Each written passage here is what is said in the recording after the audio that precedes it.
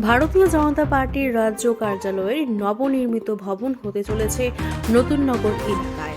আগরতলাস্থিত এই নতুন নগর রোডের উপর জায়গাটি দুইখানি জমির উপর চারতলা বিল্ডিং করে তোলা হবে। এই কার্যালয়ের ভূমি পূজনে উপস্থিত থাকবেন মাননীয় গৃহমন্ত্রী অমিত শাহ মহোদয়। আগরতলা শহরের এই নতুন নগর ভিআইপি রোড আগরতলা এয়ারপোর্ট যাওয়ার যে পথে আমরা যেখানে দাঁড়িয়ে আছি, এখানে ভারতীয় জনতা পার্টির রাজ্য কার্যালয়ের নতুন ভবন নির্মিত হতে চলছে। মাননীয় গৃহমন্ত্রী অমিত ভাই শাহর হাত দিয়েই এটা ভূমি পূজন হবে এবং এটা শুভারম্ভ হবে।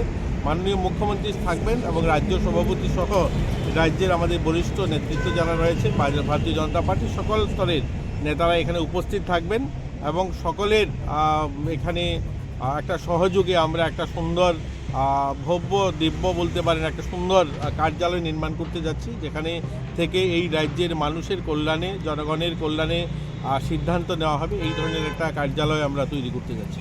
কতটুকু জায়গার পরিমাণটা কতটুকু এবং কত তালা বিশিষ্ট হতে পারে এটা? দেখুন, এটা তালা বললে G+4 তো হবে, এটা মিনিমাম থাকবে এবং বাকি লেআউট ফাইনাল হয়নি। আপনারা দেখছেন জায়গা অনেকখানি, এখানে প্রায় 2-3 কানির উপরে জায়গা রয়েছে।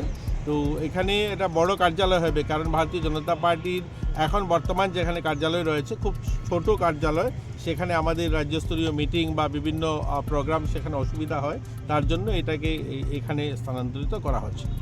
এটার বিশেষ সুবিধা কি থাকবে? বিশেষ সুবিধা কিছু নয়, মানুষের কাজ করতে সুবিধা হয় এরকমই একটা অফিস, যেখানে আপনারা জানেন এই রোডটা এখন আমাদের ভিআইপি রোড, ইন্টারন্যাশনাল এয়ারপোর্ট বা এই রোডটা ভিআইপি রোড।